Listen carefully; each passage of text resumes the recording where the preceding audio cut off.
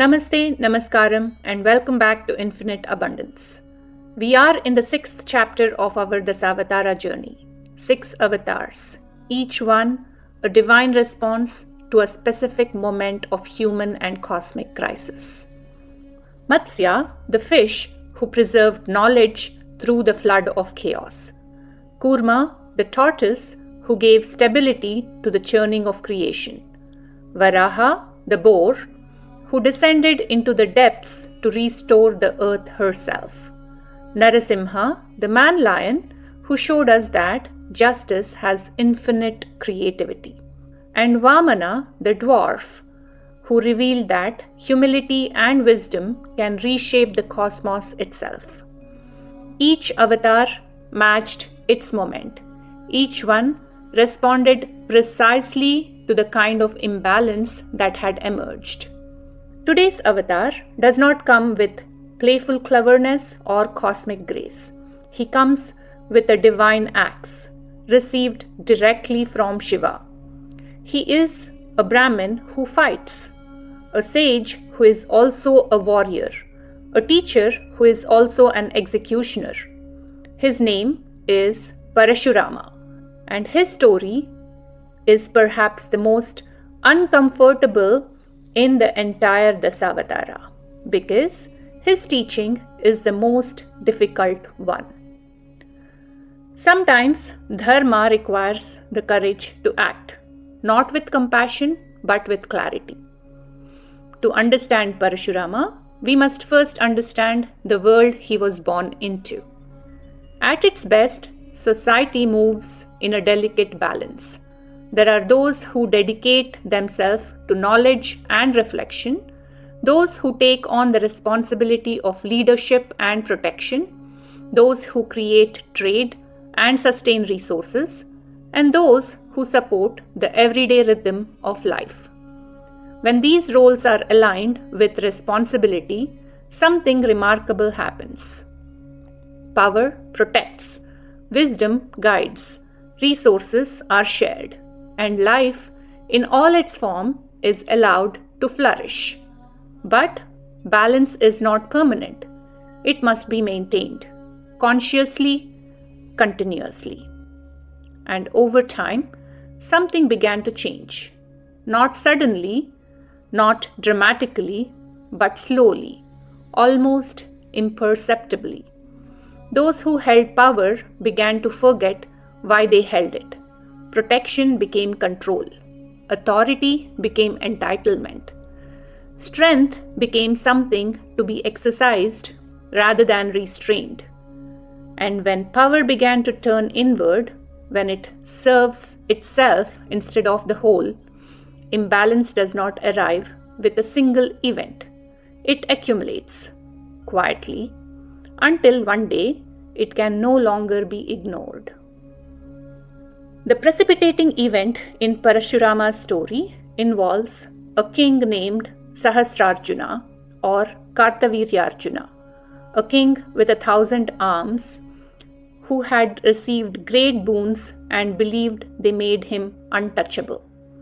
Sahasrarjuna came to the hermitage of sage Jamadagni, Parashurama's father, and in the tradition of hospitality, sage Jamadagni fed the entire royal army, a miraculous feat made possible by his divine cow, Kamadhenu, who could fulfill any wish.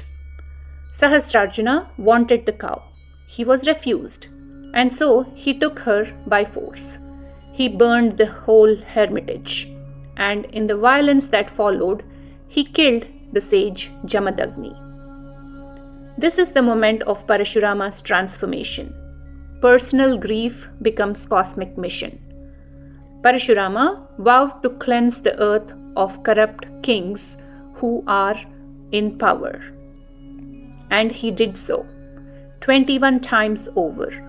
This is the number that has puzzled and disturbed scholars and devotees alike. Why 21 times? What does it mean? One reading, it is not literal. It represents the systemic, thorough dismantling of an entrenched system of corruption. Just as a cancer must be treated aggressively to prevent regrowth, the corruption Parashurama faced had become so systemic that surface solutions would not hold. Another reading, 21 represents the repetitive cycle of oppression. The system keeps regenerating itself. Parashurama's work is not punishment, it is purification. It is the clearing of ground so something healthy can grow. What is critical to understand about Parashurama is this. He does not act from hatred, he acts from dharma. There is a moment in Mahabharata when both Parashurama and Karna are alive simultaneously. Parashurama, who teaches Karna, believing him to be a Brahmin boy, later discovers the deception.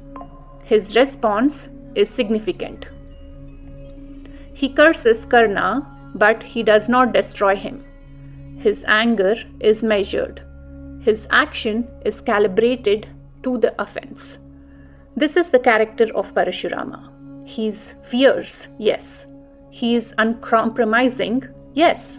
But he is not random, not indiscriminate, not drunk on the power he wields.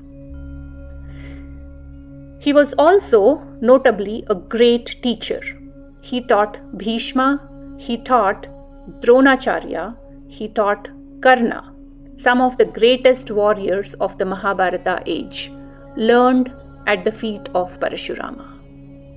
Because Parashurama understood something essential. The problem was not the king or the people in control itself.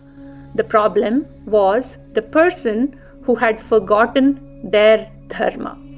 The solution was not to eliminate the warriors, but it was to purify them, to ensure that those who carried weapons would be trained not just in skill, but in the ethics of power.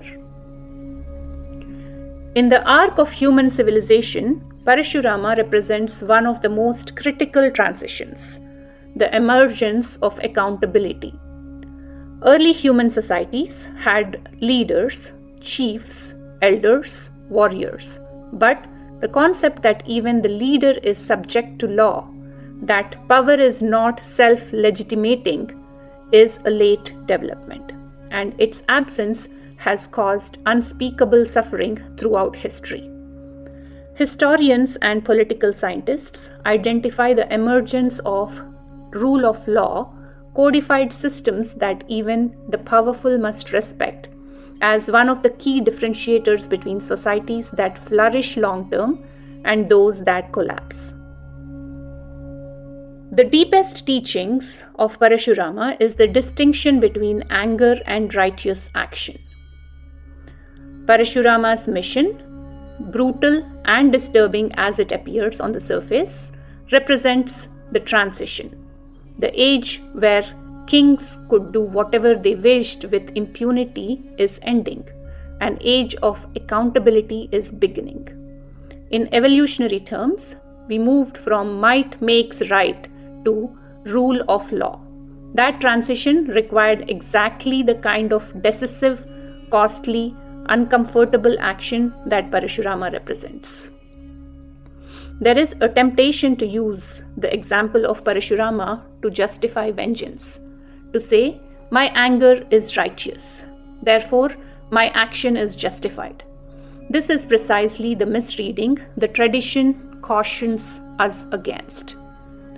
Notice that Parashurama's father was killed. His grief and anger are real, understandable, human. But his mission is not about his personal anger.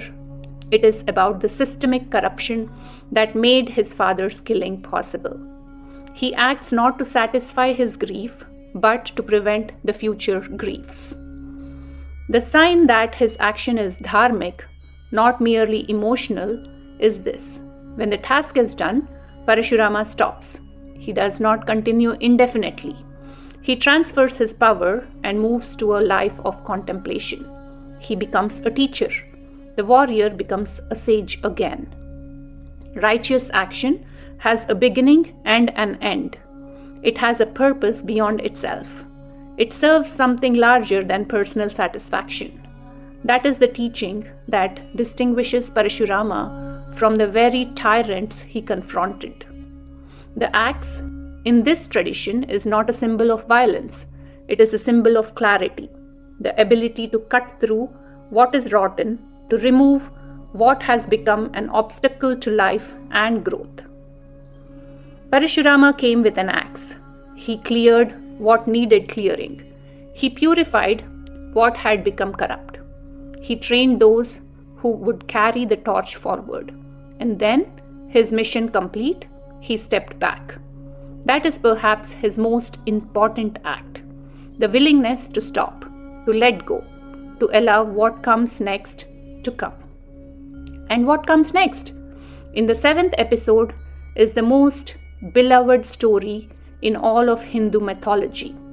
The story of the avatar who chose to be fully, vulnerably, exquisitely human. Rama, the 7th avatar, does not come with cosmic power or invincibility. He comes with dharma, with love, with duty, and with the willingness to sacrifice everything for them. Join us for episode 7 of the Dasavatara series on infinite abundance. Please like, share, and subscribe, and leave your thoughts below if you love what you hear. Until next time, namaste and namaskaram.